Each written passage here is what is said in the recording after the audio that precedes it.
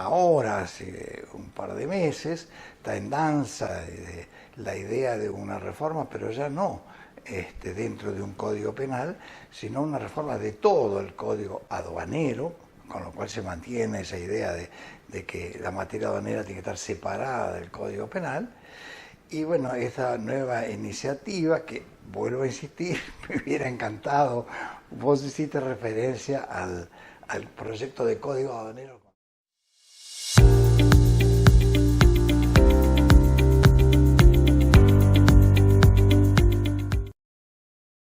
¿Qué tal amigos? Bienvenidos a una nueva edición de Cargo Report TV. Para el día de hoy vamos a tratar un tema que es el que preocupa a los auxiliares del comercio exterior, como es la modificación del Código Aduanero argentino.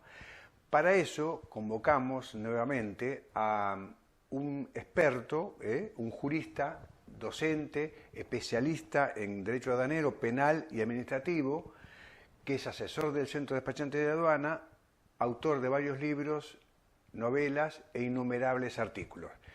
Me refiero al doctor Héctor Guillermo Vidal Albarracín, con el cual hablaremos en un minuto.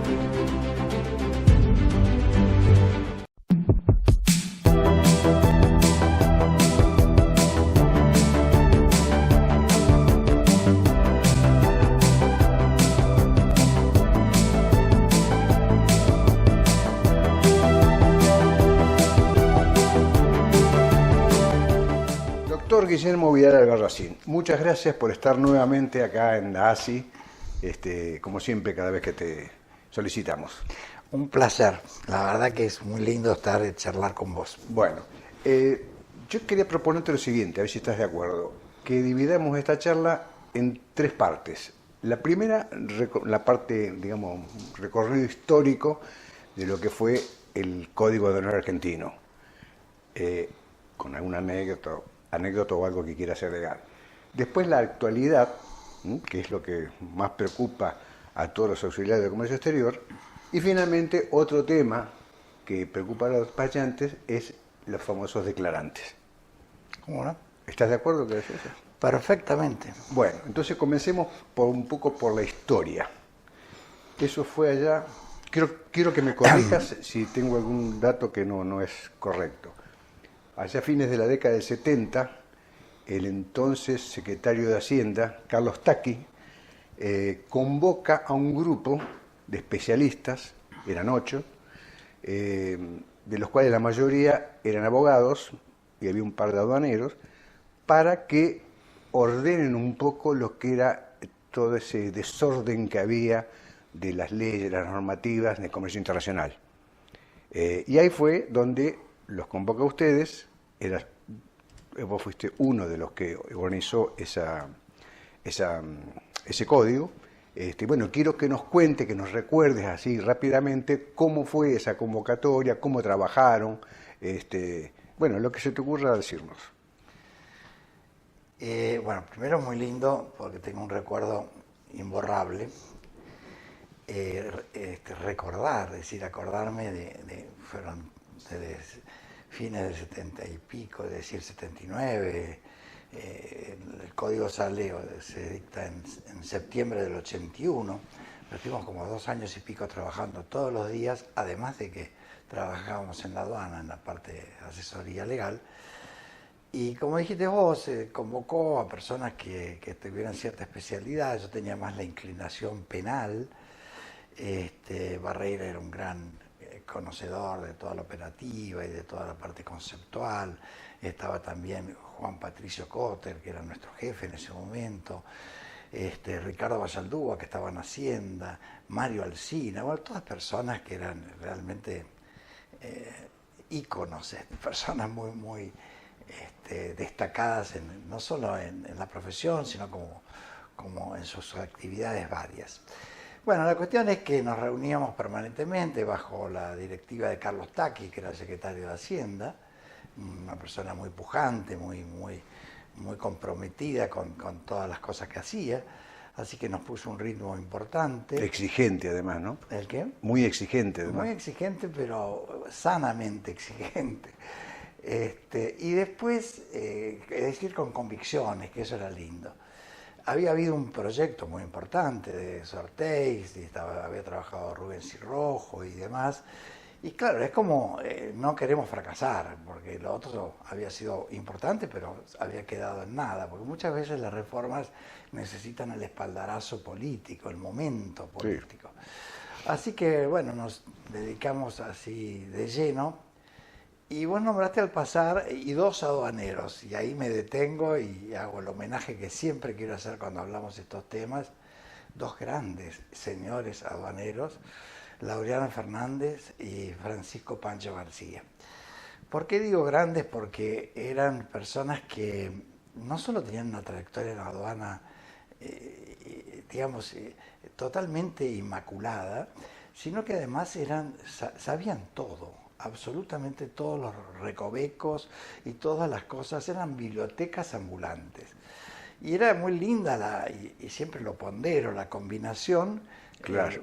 Abogados que siempre buscan el perfeccionamiento, el preciosismo de las palabras, frente a prácticos, eran idóneos. Me acuerdo más de una vez de haber ensayado una frase, bueno, el artículo, la fórmula podría ser así, y que Laureano y Pancho también nos dijera, no, miren, recuerden que en el año 40 con ese esquema se cerró la aduana. Una cosa que nos volteaba en 1 minuto y medio con un hecho, algo que parecía perfecto, pero que en la práctica no podía funcionar. Entonces nos llevó un poco a que las normas pueden ser muy formalmente válidas, pero necesitan su estructura, su infraestructura. Como dice Montesquieu, que siempre se lee en el espíritu de las leyes. Las leyes tienen que estar hechas en función del lugar donde van a ser adaptadas. Claro. Y en función de esta aduana que tenemos y de toda esa, como dije, infraestructura. Así que nos enseñó mucho eso, y hizo que realmente la reforma o el proyecto pudiera ser, además de tener muy buen contenido, muy práctico. Claro, y esa fusión, digamos, de ustedes los abogados con la experiencia de los aduaneros era algo perfecto. Yo diría que no encararía ninguna reforma si no agrego a la reforma a dos idóneos. Claro. Dos personas que conozcan el paño, que conozcan de lo que estamos hablando. Pero además de eso, cuando ustedes presentaron, digamos, el anteproyecto, también convocaron a las cámaras privadas. Eso fue muy útil porque en ese momento no había congreso, entonces es muy importante que no haya mezquindad. Uno quiere hacer las cosas bien y quiere que realmente todos puedan aportar desde su especialidad lo que tienen para decir y corregir, porque las reformas en definitiva son eso, corregir errores. Lo que se quiere es corregir, o actualizar también, ¿no? Claro, recogiendo el camino andado, que claro. Eso es muy válido y muy importante para muchos emprendimientos que a veces se hacen y quieren empezar todo de nuevo. No, hay que tratar de ver qué es lo corregible, como una construcción de algo. A veces no hay que tirar todo, claro. Hay que tomar los cimientos, las cosas que realmente son útiles para poder hacer algo bien hecho. Ahora vayamos entonces a la actualidad. Hace menos de un mes, más o menos, el Centro Despachante de Aduana, del cual sos asesor, convocó a las entidades privadas del del COMEX a una reunión para charlar todos los problemas que tienen y que cada uno presente sus inquietudes. Y ahí, además de hablar, bueno, de la falta de contenedores, de los problemas que tienen siempre, ¿no? Las terminales, los turnos, de que se reclama un plan exportador más integral, etcétera, etcétera, hubo un tema recurrente donde todos los 22 representantes de las cámaras pusieron énfasis, que es la modificación del Código Aduanero, del cual aparentemente no se sabe mucho más que los títulos de lo que piensa hacer el gobierno a través de este DNU. Esto es lo que yo quería que nos cuentes un poco. ¿Qué nos podés decir de esas reformas? Primeramente, si eso tiene que pasar por el Congreso o ya queda fijo. Vos dijiste DNU, yo no conozco ningún DNU sobre el proyecto de... Decreto, perdón. Pero ningún decreto. Acá es una iniciativa de que quieren modificar, pero no hay, digamos, un avance desde el punto de vista legislativo. Tan es así que no conocemos el texto. Yo no conozco el texto. Salió, eso fue en enero de este año. Sí, está, bueno, no lo voy a encontrar. Sí, es un decreto, sí, un decreto que salió. Por eso decía, no sé si... pero la idea es de formar una comisión pero no, digamos, un texto de algo ya proyectado. Porque, por ejemplo, hoy en día, y te hablo más de la parte penal, hay un proyecto de reforma del Código Penal, de todo el Código Penal, que busca o pretende incluir o incorporar a todas las leyes especiales dentro de un cuerpo único Código Penal. Esa iniciativa que recoge un proyecto ya del 19, está el doctor Mariano Boriski, está Horacio Romero Villanueva, Juan Padre, bueno, prestigiosos abogados y doctrinarios, penalistas, pero esa reforma lo que hace es tomar los delitos aduaneros que están en la ley o código aduanero e incluirlos en el Código Penal. Pero no hay una modificación sustancial, nada más que en ese sentido el criterio fue agravar penas. Es decir, la idea fue que las conductas fueran más gravosas en el sentido de punitivo. Corrido eso, ahora hace un par de meses está en danza la idea de una reforma, pero ya no dentro de un código penal, sino una reforma de todo el código aduanero, con lo cual se mantiene esa idea de que la materia aduanera tiene que estar separada del código penal. Y bueno, esta nueva iniciativa, que vuelvo a insistir, me hubiera encantado, vos hiciste referencia al proyecto de código aduanero cuando trabajamos nosotros, lo primero que se hizo fue abrir el juego a todas las cámaras e interesados que puedan opinar y dar desde su punto de vista, desde su especialidad o desde su factor de trabajo, su punto de vista. Bueno, acá no se ha hecho nada más que una idea, es decir, ha habido alguna charla que se ha dado de lo que se piensa hacer.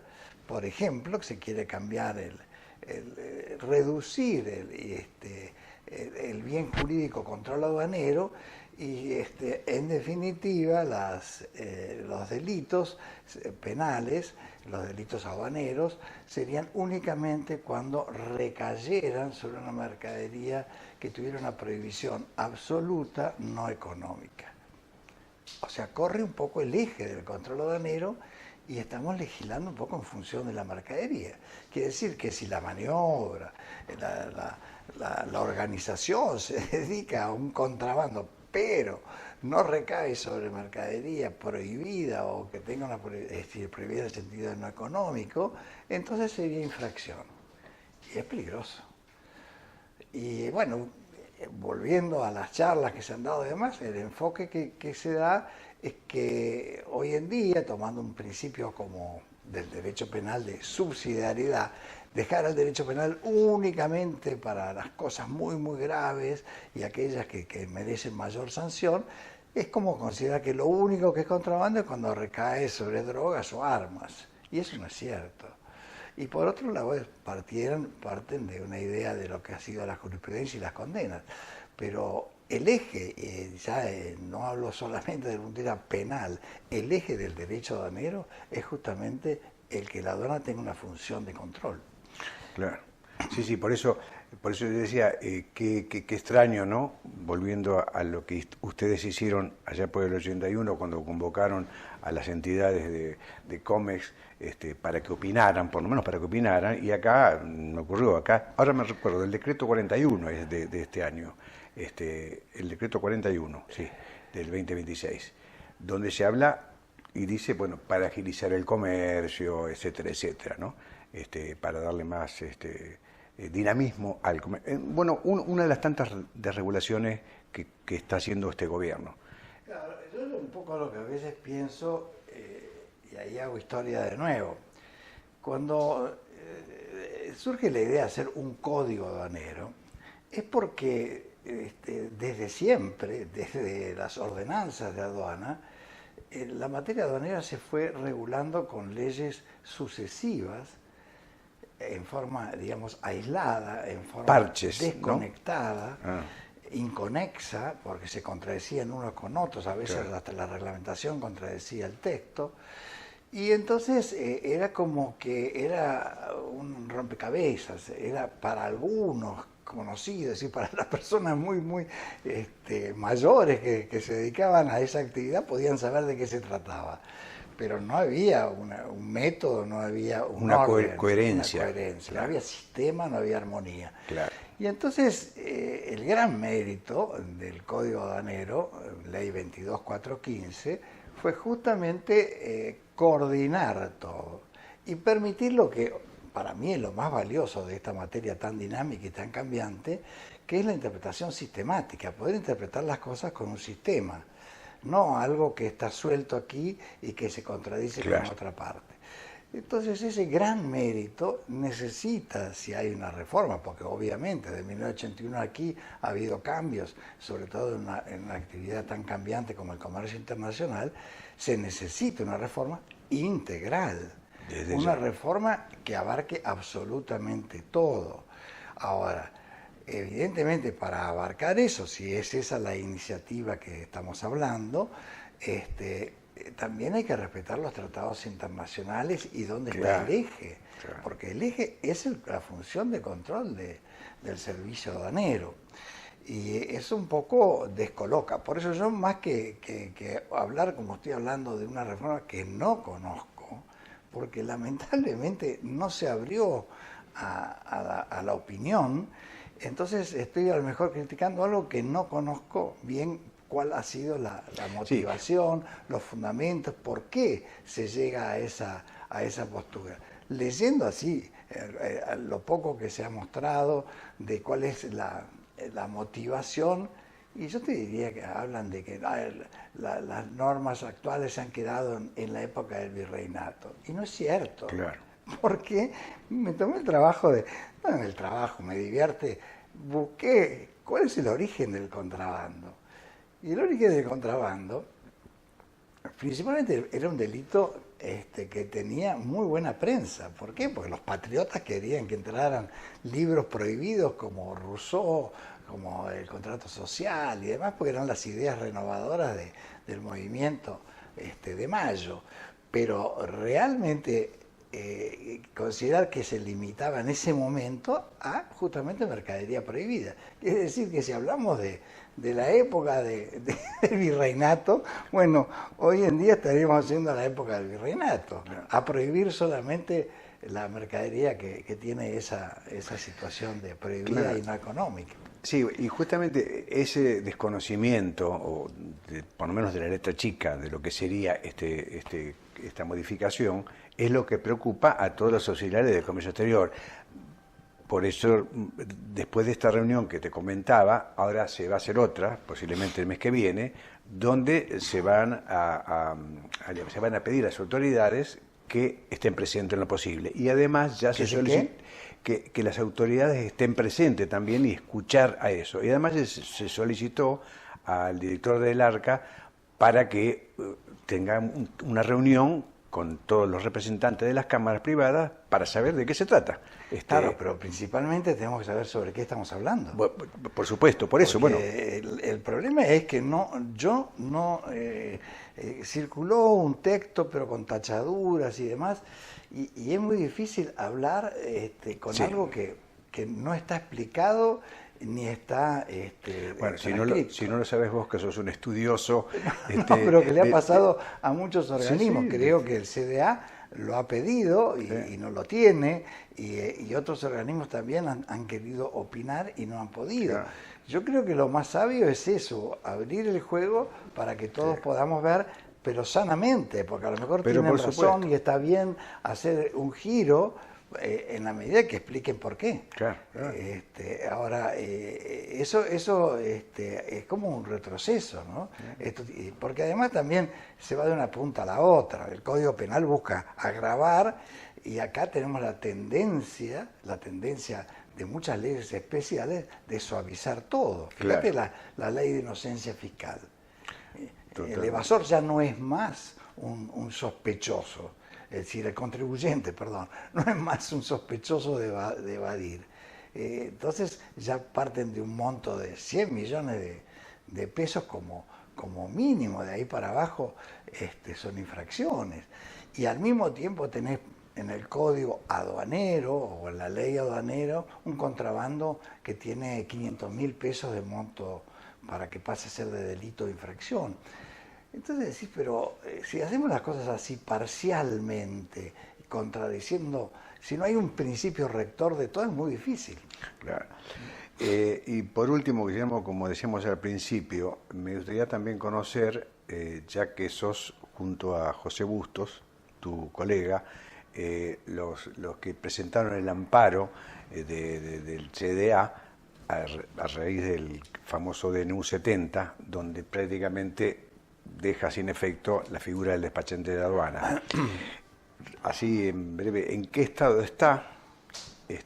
Y luego, bueno, después hablamos del declarante. ¿En qué estado está ese amparo? El amparo fue una medida importante en fines de... Es decir, cuando el amparo sale en diciembre del 73, el decreto 70 del 23, del 23, perdón, del 23. De 70 del 23, cuando surge eso, bueno, había la idea de tratar de frenar de alguna manera lo que podría ser más que un eliminar al despachante, porque no lo elimina, mantiene la figura del despachante, la vacía su funcionalidad. Que es muy duro eso, porque cuando hay toda una carrera y toda una especialización, que de un plumazo pases a ser igual que cualquiera que pueda documentar y declarar, que no tengan en cuenta la idoneidad, porque esa fue la palabrita, y lo más, digamos,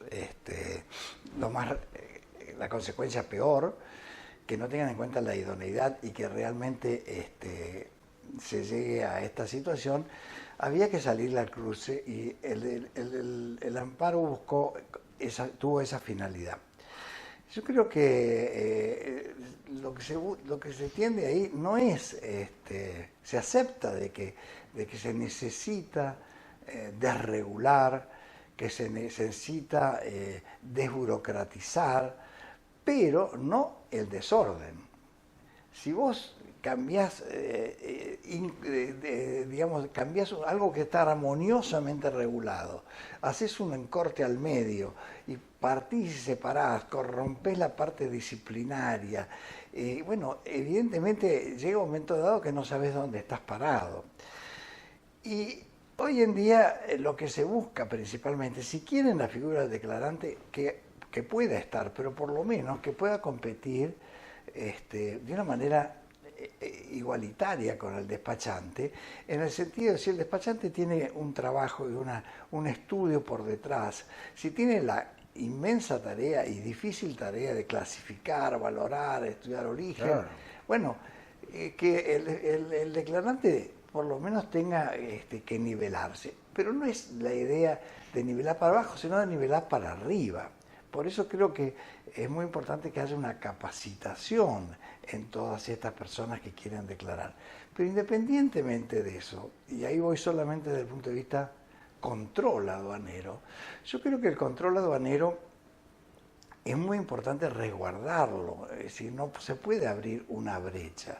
Entonces, el despachante es alguien que va a cuidar con sus conocimientos a que la declaración sea correcta, que responda a lo que debe ser. El declarante no, y por otro lado el declarante no tiene tantas responsabilidades como tiene el despachante. Entonces, no a lo mejor toda una reforma, pero bueno, que la autoridad administrativa, que es el ARCA, que es de la DGA, pueda, partiendo de un perfil de riesgo, que haya un perfil de riesgo separado, que claro, hoy no lo hay. Por lo menos me decía un despachante hablando de este tema los otros días, por lo menos que la aduana separe, ¿no? Que meta a todos en la bolsa. Que diga, bueno, este es el lado de los despachantes, estos son los declarantes. Después, vos importador, exportador, elegirás con quién, pero no que estén todos... Sí, pero no solamente para que elija el importador, exportador, que es muy válido y está muy bien, buscar al que sabe y al que conoce para tener menos problemas,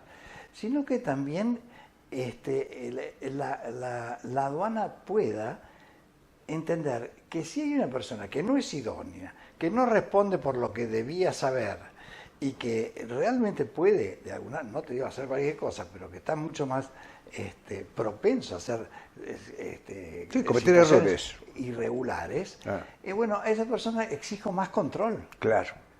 Porque partiendo de un mismo perfil de riesgo, tiene que tener menos riesgo, genera menos riesgo que este otro declarante, que no es un tercero descolgado.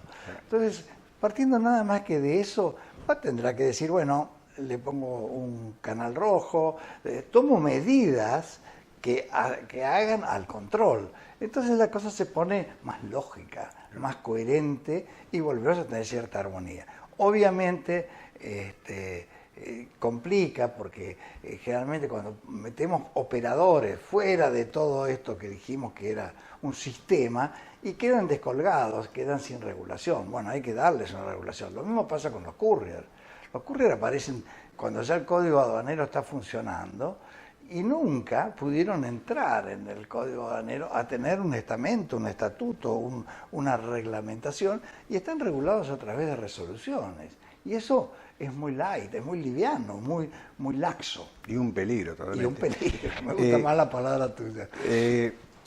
Guillermo, como para ir finalizando y de alguna manera homenajear, como hablamos al principio, de esos 8 integrantes del Código Aduanero Argentino, que fue ejemplo en los países vecinos, tenemos acá en la imagen y yo quería nombrarlos, a ver si te parece, están de izquierda a derecha: Mario Alsina, sí. Rodolfo Cambra, Francisco Pancho García, que era uno de los aduaneros, Laureano Fernández era el otro. Laureano Fernández era el otro. Guillermo Vidal de Barracín, Ricardo Basaldúa, Enrique Barreira y Juan Cotermoine, ¿no? Esos son los 8, aquellos integrantes que en el 81 finalmente pusieron... Vos dijiste en una charla hace un ratito, los que quedan. Bueno, es un poco los sobrevivientes. Los sobrevivientes. Guillermo, te agradezco muchísimo esta charla, que por supuesto siempre es enriquecedora. No, por favor, para mí, no solamente a mí es un placer charlar con vos, sino que el tema es algo que amerita a que lo tratemos, porque muchas veces no nos damos cuenta del valor que tiene una reforma. No el código puntual, sino, por favor, si hay alguna situación, esa situación tiene que tratar de recoger lo que ya estaba y hacer base. Yo nunca me voy a olvidar cuando estudiaba en la facultad, bueno, algunos profesores nuevos decían, se equivoca Soler, No, Soler no se puede equivocar. Lo que puede decir, voy a partir de aquí, de lo que decía Soler, para desarrollar algo que a lo mejor puede ser más moderno, más evolucionar en algo. Pero no arrancar desde el error, porque eso es denostar una actividad que se ha hecho con muchísimo esfuerzo y que ha sido muy útil. Muchas gracias, Guillermo. Gracias a vos. Bueno, nosotros seguimos en el próximo programa.